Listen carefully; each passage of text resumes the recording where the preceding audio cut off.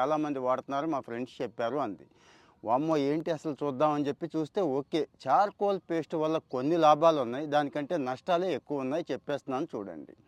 జనరల్గా చిన్న చిన్న మరకలు, పళ్ళ మీద మరకలు పడతాయి కదండి, టీ తాగేవాళ్ళు, కాఫీ తాగేవాళ్ళు, ఇక పాను గుట్కాలు సిగరెట్లకి వాళ్ళ వరకు కొంతవరకు ఉపయోగపడుతుంది ఆ మరకలు తీసేయడానికి. అలాగే నోటి దుర్వాసన కూడా అరికట్టడానికి కొంతవరకు ఉపయోగపడుతుంది, వాస్తవమే. ఎందుకంటే చార్కోల్ అనేది యాక్టివేట్ అయి ఉంటుంది కాబట్టి. కానీ దీంతో పాటు ఏదైనా అతి సర్వత్రా వర్జయేత్ అన్నారు కదండి, ఎక్కువ వాడితే మాత్రం చాలా ప్రమాదం ఉందండి. ఎనామిల్ ముఖ్యంగా, అసలే మన పళ్ళు సెన్సిటివ్.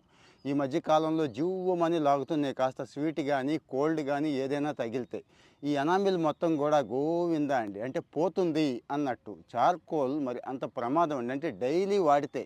దాంతో పోల్చుకుంటే మీకు మంచి ఎనామిల్ కావాలి అనుకుంటే ఫ్లోరైడ్ టూత్పేస్ట్లు ఉంటాయి కదండి, అవి వాడండి అంటున్నారు. ఇంకా ఇబ్బంది ఉంటే